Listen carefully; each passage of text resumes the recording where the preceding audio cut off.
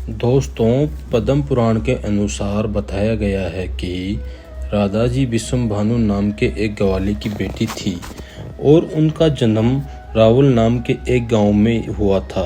कुछ समय बाद राधा जी के पिताजी बरसाना आकर बस गए थे। वहीं दूसरी तरफ विद्वानों का ऐसा मानना है कि राधा जी का जन्म बरसाना गांव में ही हुआ था। इसी के साथ ब्रह्मावत पुराण में बताया गया है कि राधा जी श्री कृष्ण से उम्र में 5 वर्ष बड़ी थी और उनका सबसे अच्छे मित्र भी थी। ऐसा कहा जाता है जब राधा जी श्री कृष्ण से पहली बार मिली थी, उनको पहली बार देखते ही मोहित हो गई थी। उन्होंने कृष्ण को पहली बार तब देखा जब माता ने उन्हें माखन खाते वक्त रस्सी से बांध दिया था।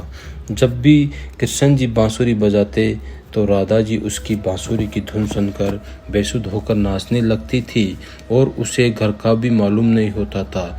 इससे गांव वाले लोग उन्हें ताना मारना शुरू कर दिए थे और इस बात को लेकर राधा जी के घर वालों ने उनका घर से निकलना भी बंद कर दिया था। जब यह बात कृष्ण को पता चली तो उन्होंने यशोदा मैया को बताया और राधा जी से विवाह करने की जिद करने लगे। लाखों कोशिश करने के बावजूद भी श्री कृष्ण माता यशोदा को नहीं मना पाए। माता यशोदा ने यह कहकर टाल दिया कि उनका विवाह पहले से तय हो चुका है। जब यह बात माता यशोदा ने नंद जी को बताई तो उन्होंने भी कृष्ण को बहुत समझाया और राधा जी से विवाह न करने की सलाह दे डाली। लेकिन इतना समझाने के बावजूद भी श्री कृष्ण राधा जी से विवाह करने की जिद नहीं छोड़ रहे थे। तब नंद महाराज श्री कृष्ण को ऋषि गर्ग के पास लेकर गए और जब श्री कृष्ण को ऋषि गर्ग ने बताया कि उनके असली माता पिता देवकी और वासुदेव हैं, जिनको उनके मामा कंस ने बंदी बनाकर रखा है, और इसके बाद ऋषि गर्ग ने बताया कि उनका जन्म केवल दुष्टों का नाश और धर्म की स्थापना के लिए हुआ है। ऋषि गर्ग के द्वारा ये बताने के बाद श्री कृष्ण और राधा जी के बीच दूरियां पैदा होने लगी थी। कुछ समय बाद कंस के बुलाने पर उन्हें वृंदावन छोड़कर मथुरा जाना पड़ा था।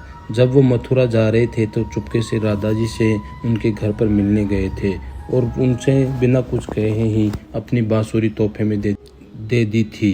कुछ समय बाद ही कृष्ण बड़े भाई बलराम के साथ मथुरा की ओर रवाना हो गए। बताया जाता है कि जब इसके बाद अपने पिता के अनुसार राधा जी को विवाह करना पड़ा।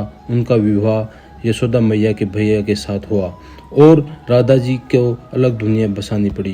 कृष्ण और राधा जी का विवाह न हो पाने के पीछे एक कथा यह भी ज़्यादा प्रचलित है, जिसके मुताबिक बताया जाता है कि एक बार देव ऋषि नारद को ये घमंड हो गया था कि उनकी तपस्या और ब्रह्मचर्य को खुद कामदेवी भी नहीं तोड़ सकती। तो ये देखते हुए भगवान विष्णु ने सोचा कि क्यों न नारद का एक घमंड तोड़ा जाए। और एक बार नारद कहीं जा रहे थे तो उन्हें रास्ते में बहुत ही सुंदर नगर दिखाई दिया जहाँ माता लक्ष्मी के स्वयंवर का आयोजन किया जा रहा था। नारद मुनि उसी नगर में गए तो लक्ष्मी की एक झलक देखते ही वो मोहित हो गए। ये सब देखकर नारद का ब्रह्मचर्य से तो भंग हो ही चुका था। इसके लिए उन्होंने सोचा क्यों ना इस स्वयंवर में भाग ले लिया जाए। लेकिन इसके पहले नारद भगवान विष्णु के पास गए और उनसे कहा कि आप अपना सुंदर रूप मुझे दे दीजिए, मुझे हरि जैसा बनना दीजिए। दोस्तों, आपको बता दें कि हरि का एक और अर्थ होता है जो कि वानर होता है, लेकिन ये बात देव ऋषि नारद को पता नहीं थी और भगवान विष्णु ने उन्हें वानर का रूप दे दिया था।